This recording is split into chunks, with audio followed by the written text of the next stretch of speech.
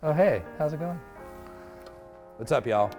Today, I'm gonna show you how to cup coffee, how we set up a cupping, how we taste coffee, and what the QC process is generally like here at Cat and Cloud.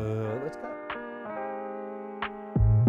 To start off, we grind the coffee into 2 cups like this. The reason that we use 2 cupping bowls is so that we can quality control. If one of these cups has a roasting defect, maybe a Quaker or a charred bean, the other cup will still taste how it's supposed to. So we're tasting things accurately. We're gonna grind this to a similar setting that we would grind any drip coffee in the cafe.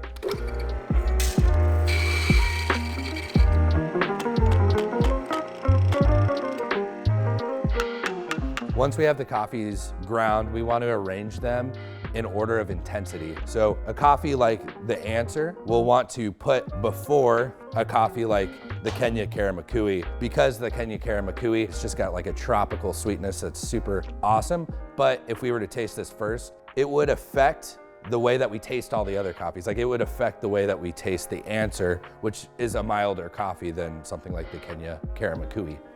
Karamakui. After we have all of the coffees arranged, it's time to pour the water on there. It's boiling. To pour water on the ground coffees, we want to take the water directly off of boil and pour into the cupping bowls. We want to make sure that we submerge all of the grounds and make sure it's all brewing uniformly. We don't want to spill off the top like I just did there. As we are pouring the first bowl with boiling water, we want to start the timer, and once it reaches 4 minutes, we will break crust. What break crust means is we take a spoon, we stir around in the cupping bowl, and any of those grounds that have floated to the top will settle to the bottom. And this allows the coffee to brew for another few minutes before we eventually taste. All right, so we have broken all the crusts. After we break crust, we are gonna take 2 spoons and scoop off the crema off the top because it has kind of a bitter taste, and it will keep us from tasting what the actual coffee is supposed to taste like. It's got a lot of foam on it. All right. These all look pretty clean. Chuck's got a pretty high standards. He wants nothing but clean cups, nothing but excellence. If you've ever seen a group of people cup coffee, you'll notice that they are slurping obnoxiously loud.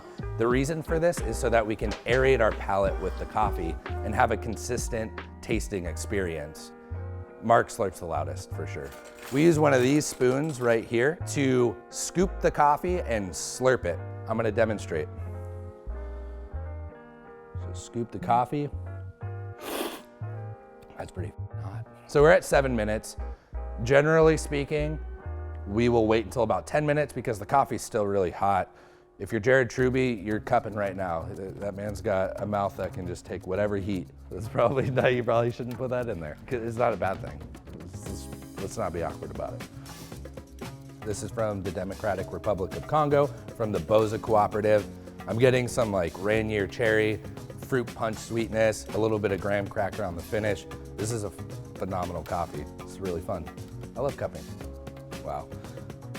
I love coffee. When tasting coffee, it's totally okay not to, right off the bat, pick up on flavors like sweetness from a green apple or sweetness from caramel or milk chocolate on the finish, right? These are things that you pick up along the way, and we pick up from tasting coffee with other people. The best way to start developing your palate is just to taste coffees and talk about it with your team members, with your friends, with your guests, and just get drinking. Chuck and Dulce will taste these coffees, right?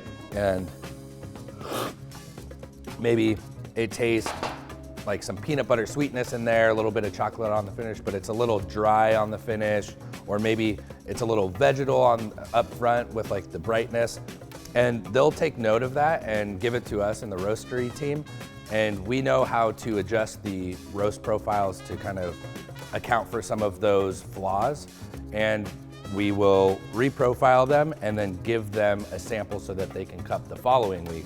In addition to the cupping process that we have with Chuck and Dulce, We, as a roasting team, also cup 3 times a week. And we do this in order to be aligned as far as talking about coffee and tasting coffee. Really, the reason that we do this every single week is so that we can put out the best product and the most consistent experience for our guests and for anybody that's interacting with our coffee. So every week doing this is super crucial, just so that we're putting out our best work.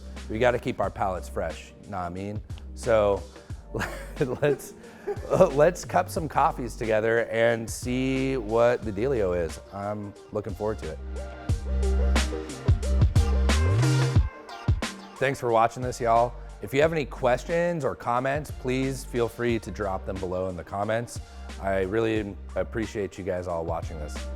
Keep crushing it, y'all.